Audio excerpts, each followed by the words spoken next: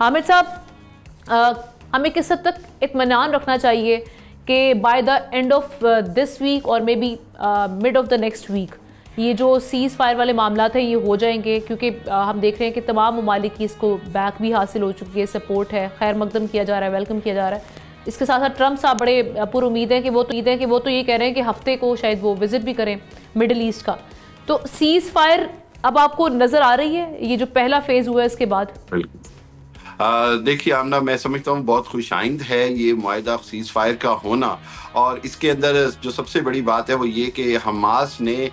نہ صرف اپنا وجود تسلیم کروایا بلکہ حماس نے یہ ثابت کیا کہ اس کے بغیر اور اس کی رضامندی کے بغیر سیز فائر ناممکن ہے، اور وہاں پہ انہوں نے بڑی حوصلہ مندی اور عقل مندی بھی دکھائی ہے۔ اب ساری بات ہے اسرائیل کے اوپر، نیتن یاہو کے اوپر، جو کہ روایتی طور پر اس بات کی ان کی ہے کہ وہ اپنے الفاظ پر قائم نہیں رہتے، اپنے معاہدوں پر قائم نہیں رہتے، لیکن یہاں پر ایک طرح سے ان کے تمام معاہدے کی ہر طرح کی گارنٹی جو ہے وہ امریکہ اور صدر ٹرمپ خود دے رہے ہیں۔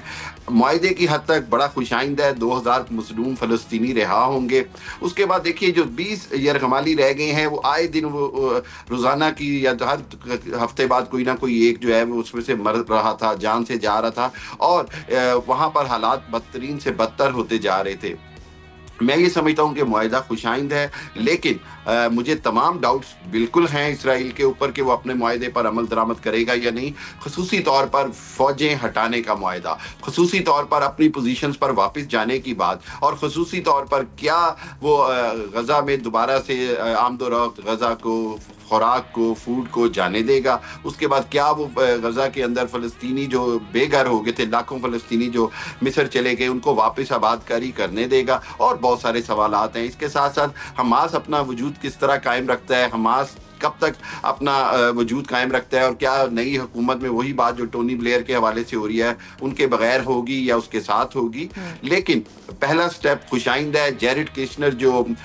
صدر ٹرمپ کے داماد ہیں، انہوں نے اس میں بڑا اہم کردار ادا کیا۔ اس کے بعد ترکیہ، سعودی عرب، قطر، ان سب نے کردار ادا کیا، اور میں یہ سمجھتا ہوں کہ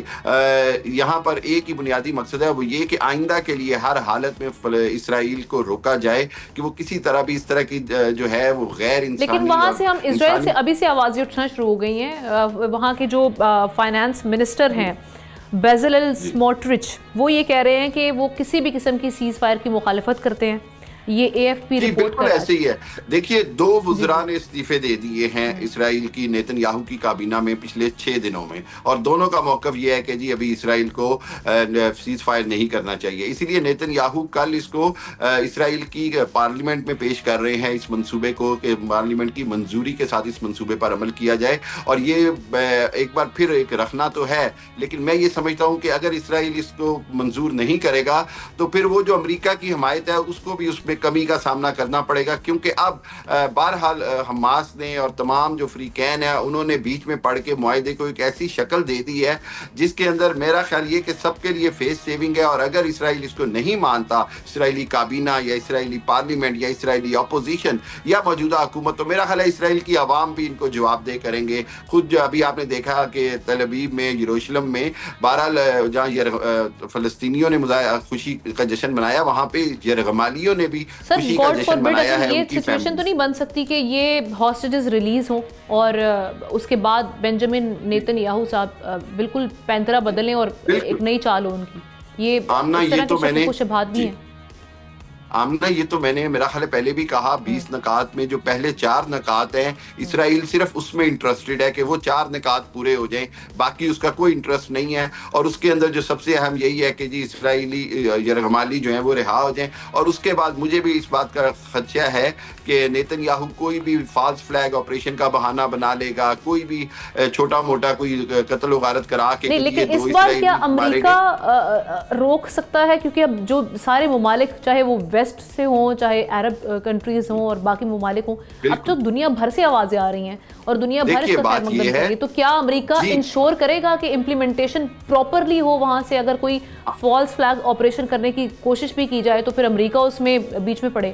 हॉल्ट करे उसको? आमना, मेरा ख्याल ये कि अमेरिका के ऊपर बहरहाल बहुत ज़्यादा जिम्मेदारी आ गई है और सदर ट्रंप का अभी तक का जो रवैया है उसके अंदर तो मुझे पुरुमीद हूँ, लेकिन बदकिस्मती ये है कि आपको शायद पता होगा कि कांग्रेस और सेनेट के अंदर एक बहुत बड़ी अक्सरियत जो है वो अभी भी नेतन्याहू की हामी है। पेंटागन के अंदर भी इसराइली और सहूनी लॉबी जो है वो बहुत एक्टिव है। उसके बाद देखा जाए तो हमने देखा कि पिछली इतनी जेनोसाइड के अंदर जितना भी अमेरिका ने साथ दिया वो इंसानी हकूक से हटके था। सो अगर ये करेगा दोबारा से तो एक बात तो कन्फर्म है कि वो ये कि अमेरिका बिल्कुल मुखालफत तो नहीं करेगा, लेकिन अमेरिका अपनी नाराजगी का इजहार करेगा और फिर हो सकता है कि अगर इस तरह हुआ तो फिर जंग के अंदर सूरत हाल दोबारा खराब होगी, क्योंकि अगर वो अब ये करता है तो फिर दुनिया की दूसरी ताकतों के पास बहुत सारी वजूहात आ जाती है कि उसके अंदर इंटरफियर करें और इस मामले को, इसराइल को फिर बजोरे ताकत रोका जाए। अभी तक मुज़ाकरात है, उसके बाद दुनिया के पास आखिरी हल रह जाएगा कि इसराइल के साथ एक फाइनल जंग करके उसको रोका जाए, इसके अलावा कोई हल नहीं रह जाएगा। सब्सक्राइब करें और बेल दबाएं ताकि कोई खबर रह न जाए।